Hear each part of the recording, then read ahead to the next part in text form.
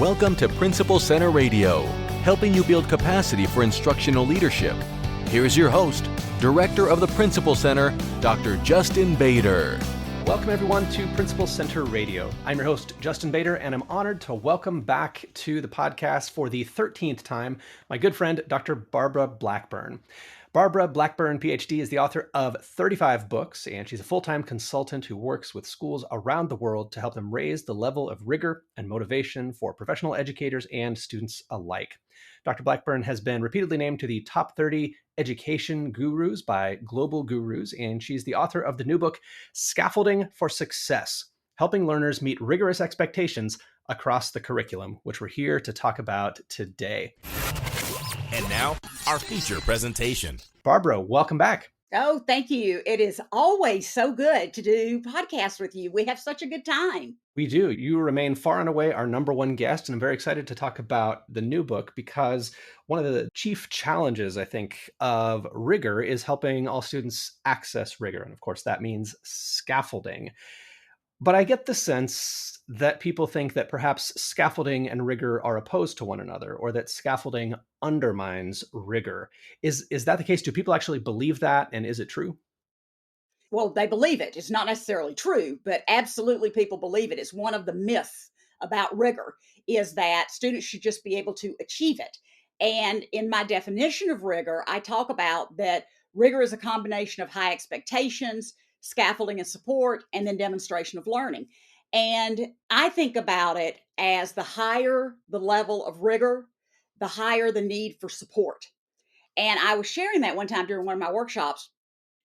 And I had a teacher really call me on it, exactly what you're saying. Say, no, no, no, no, no. You know, if I'm going to have to scaffold them, then they're just not capable of rigor. And I asked the entire group this question. I said, how many of you remember your first year as a teacher or a principal? And of course, everybody's hands went up. I said, now, how many of you during that first year needed help?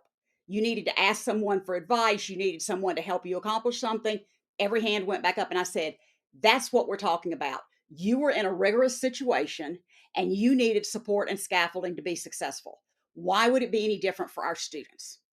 And I think that's what is so critical. I'm not saying do it for students, but I'm saying that everybody needs those times where the scaffolding is what helps you be successful. Another one that I would give you is, let's say you came to visit me in North Carolina. I'm in Western North Carolina. Yes, we have survived the hurricane. Yes, there are still plenty of needs. So be aware of that. Keep folks in your thoughts. But if you came to see me and you'd never been here before and you landed at the airport, chances are you would use a GPS to try to find me. Now, if the GPS gave you all the directions at once and then did not repeat them turn by turn, you probably would not successfully get to me. That's also scaffolding in a rigorous situation. So scaffolding really is critical, and it's not an excuse for not doing rigor.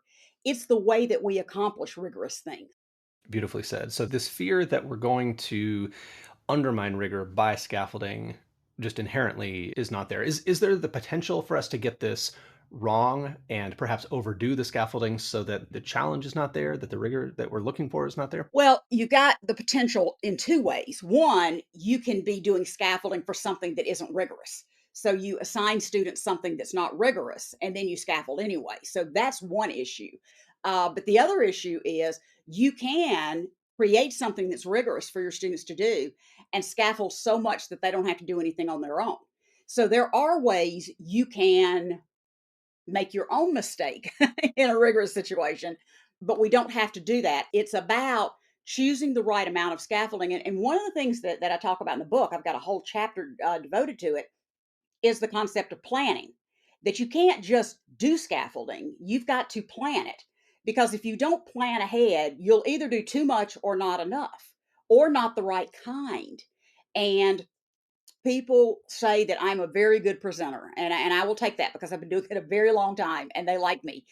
But I still plan ahead for every one of my presentations. Sometimes I don't have to plan as much, but I always plan because I may be good when I don't plan, but I'm an excellent teacher when I do plan. And I think that's really the goal for all of us is we want to be very, very good at what we do. Well, if you want that, you're going to need to plan to get there. And that's true with scaffolding. Right. It's not the kind of thing that you can just think on your feet and do effectively. It has to be prepared as the lesson is being prepared and planned. Right. I mean, you can come up with a graphic organizer just and say, oh, we'll do a graphic organizer, but are you doing the best one to help the students learn and become independent? And that takes planning.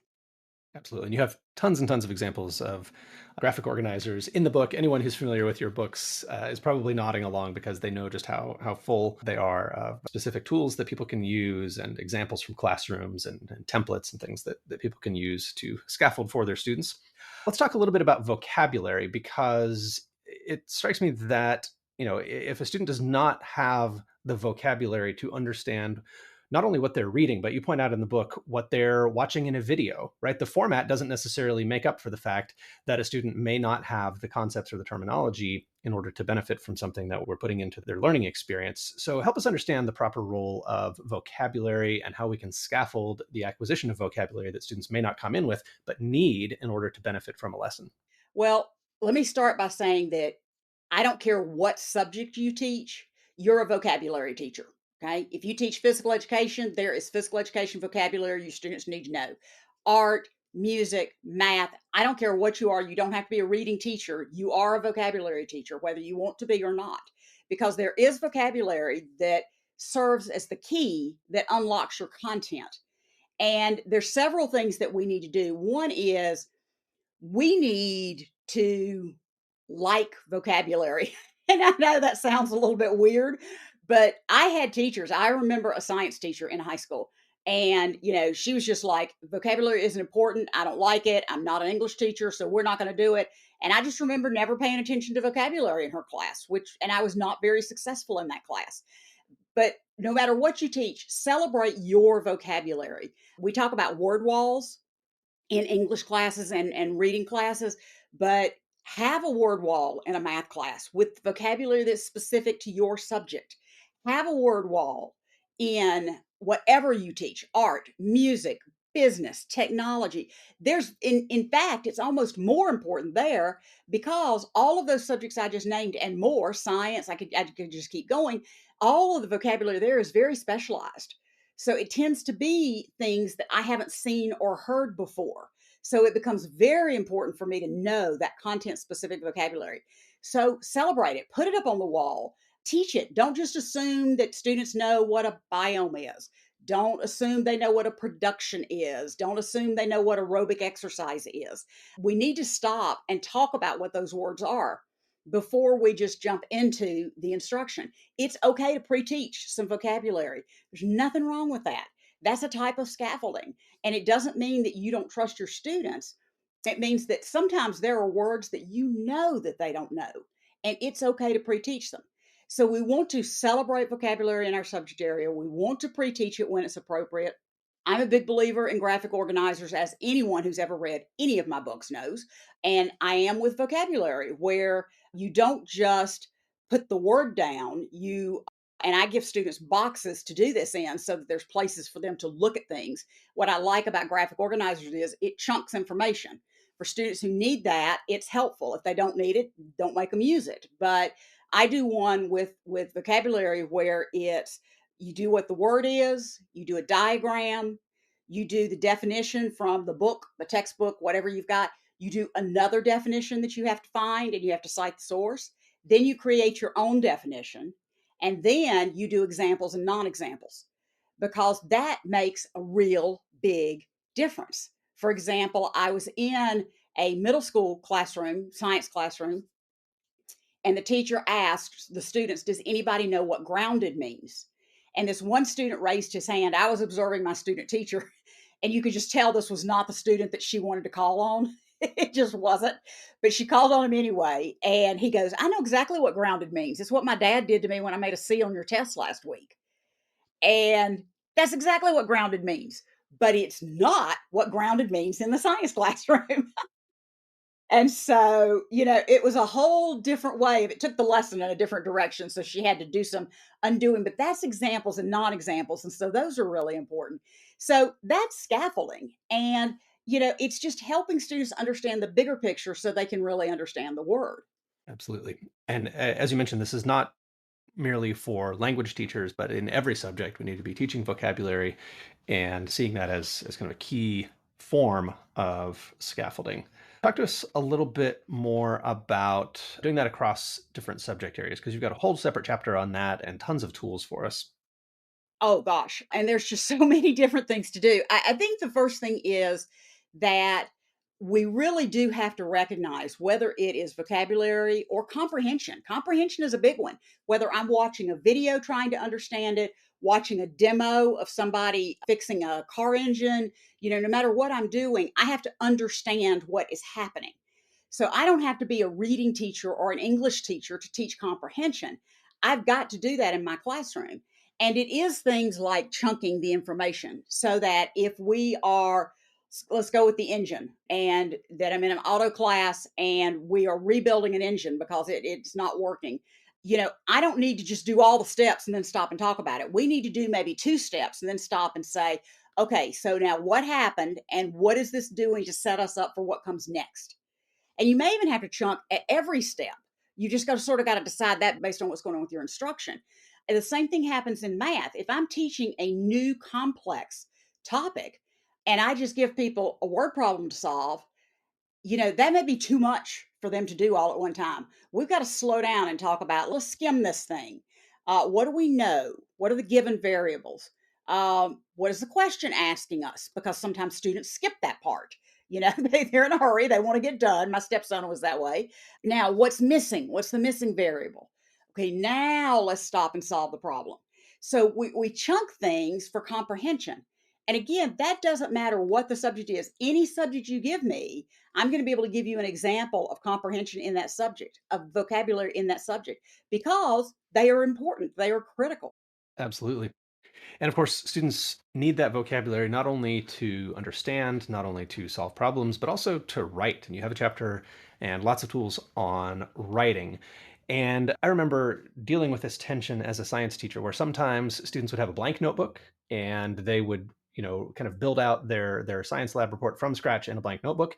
And sometimes I would have various levels of templates that I would provide, and I'm not sure I really cracked that one. I'm not sure I really figured that out. So how do we scaffold writing the right amount? Because certainly we want students to be able to start with a blank page sometimes, but we also don't want them to be paralyzed by that blank page, and we want them to get to where they need to get for our instructional purposes for the lesson. So help us think about scaffolding writing. I like, and it doesn't have to be a formal graphic organizer. It can just be a piece of paper the kids have. I like to chunk it, just like I do with comprehension. So with my students, I taught for several years, I taught struggling students. I taught an attract system. So I had students who were not special needs, but they were not regular. So that's who I taught. I never had them start with a blank piece of paper at the start of the year.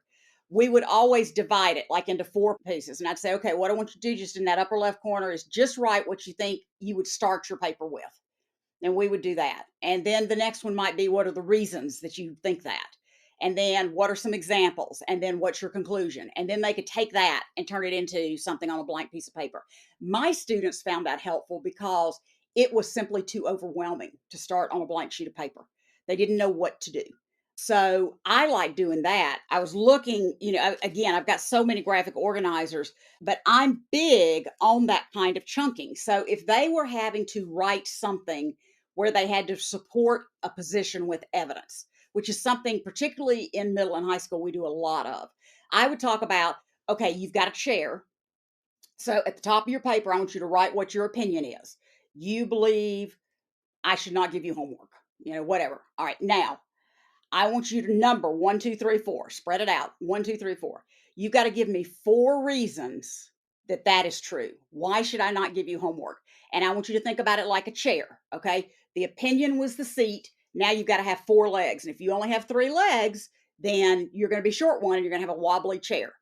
So with writing, it's a lot of that kind of stuff. And not everybody needs it. Okay. Sometimes you do scaffolding with everybody. Sometimes you do it with some students. Sometimes you do it with one student. My chair example, I used that all year. Don't forget, a good chair's got 4 legs. They didn't have to use the paper anymore, but they always had that reminder. So anytime I can do those kinds of things, that's going to be helpful. And you just got so many. I was looking in the book just to see that there's just so many. I can't even describe all of the others. There's stars, there's fish, there's just all kinds of things in there. So, Well, and it strikes me that part of the trick here is that the first thing the student is putting on the paper is not an idea, so that that kind of breaks the ice, right? Like it's not a commitment, it's not high stakes to write the first words, because the first thing you're writing on the page is, the diagram or the chart, or, dividing it into quadrants. So like it's a confidence trick almost, that you're kind of getting around that mental barrier of getting started. yeah, and we talk about that a lot in English classes and in reading and writing classes, but we just sometimes don't think about it in the others, that it's okay to just put something down. In fact, last night, my best friend's daughter is working on her college application essays. And so she said she had one. Could I help her? Could I look at it? I had offered to do that.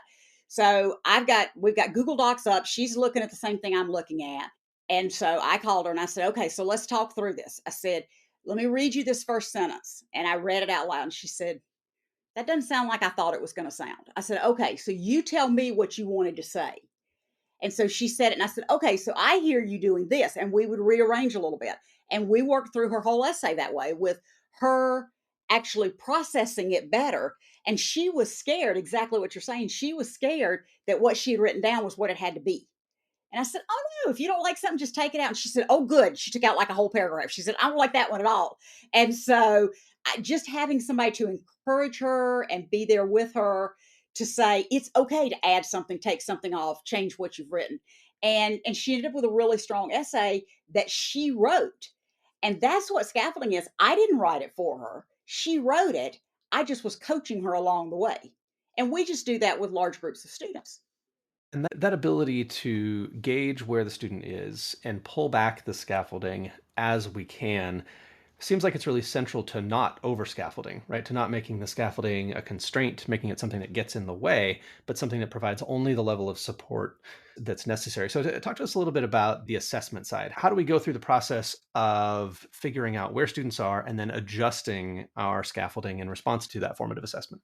So one, you've got to be using formative assessment. Okay, you've got to be using it. If you're not using it, you can't do it.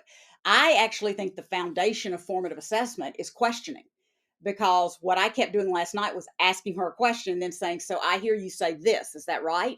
Instead of, I'm sure she would have loved it if I had just said, oh, let's do this. She probably would have loved it if I had done that, but that wasn't what I did. I was always asking her, what do you think? What do you want to do? How do you want to do this? And let her come up with the solution. And I do think that we don't do that often enough with students, because I think that they come up to us, it's Friday afternoon, it's 2:15, we just want to go home. And we've got 40 people asking us questions, and one says, can you tell me what word goes here? And we just tell them. Okay. And when we do that, we're not teaching them to be independent. And scaffolding should always be about helping them be independent. So coming back to them with, well, where can you find that out? Well, I don't know. I just got to ask you. Well, you know what? You need to figure out. You got to do two things before you come talk to me. And you got to be able to tell me what those two things are. The number one piece of advice I give parents is, when their kids come home and say, is my homework right? You don't just say yes or no. You say, what do you think? And you go through each problem with them. And again, you're teaching them to be independent. And all of those things are formative assessment. Now, I also give you some really cute little tools in the book that are in there. But if you're not going to do anything else, it's switching it around, where instead of telling students the answer, we ask them what they think is the answer. Right, because then we can get into, if there's a misconception, if they skipped a step, we can find that out by hearing their thinking, which, honestly, is a big part of what I encourage principals to do when they're talking with teachers. Like, don't just tell a teacher what you thought they did well and ask them what they thought, of the lesson in kind of an overall way, but like get them to actually talk about their thinking and talk you through their thinking, so that you're not just, delivering feedback and leaving, but you're actually learning something from the conversation. And seems very similar to what you're talking about with students. Yeah, and it does take more time. I mean, when I got off the phone with her last night, I tapped my husband on the shoulder. He had his headphones on, and he goes, "Well, that took you a while." I said, "Yeah, it did. It took about an hour." And he said, "Yeah, but I knew it was. As soon as I heard you asking her those questions, I knew what it was going to be." And again, he had seen me do that with his son, so he knew where I was going with it. And he said, "You're really good at that." And I said, "Well, I'm a teacher, and teachers are really good at this, but you have to take the time to do it. And you don't always have to do it verbally. You can do it in writing, where if they're going to bring you a problem and want to know if it's right or not, have them write you their explanation and bring the explanation back with the problem so you can read that first and then talk to them. I mean, so there's ways that you can use writing to help you with the formative assessments. And then, like I said, there's so many exit slips, entrance slips. I mean, there's all kinds of things you can do. But I really think the idea of your formative questioning is really powerful. And I'm going to tell you, that also goes back to the planning, because you've got to plan. You can plan, here's 20 questions I can always use, but you've got to plan them. Otherwise, you don't get it as on the mark as you want it to be. Questions themselves, you're not going to think of extemporaneously, right? They have to be prepared in advance. Very well said. So the book is Scaffolding for Success, helping learners meet rigorous expectations across the curriculum. Barbara, if people want to find a list of all of your many other books or get in touch with you about some work together on rigor, scaffolding, any aspect of your work, where's the best place for them to go? The number one place is my website, BarbaraBlackburnOnline.com. There's a little bit of something for everybody. There are over 100 free resources, including a lot of graphic organizers and activity templates that you can use. So you definitely want to spend a little bit of time wandering around. It's got the kind of work I do with schools and school systems, do all kinds of things. So you can just find those kinds of things out on there. If you want to get in touch with me, my phone number is posted on the website under Contact Me. You can email me through a form.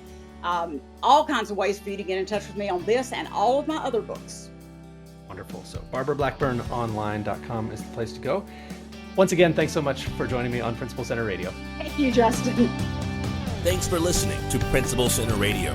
For more great episodes, subscribe on our website at principalcenter.com/radio.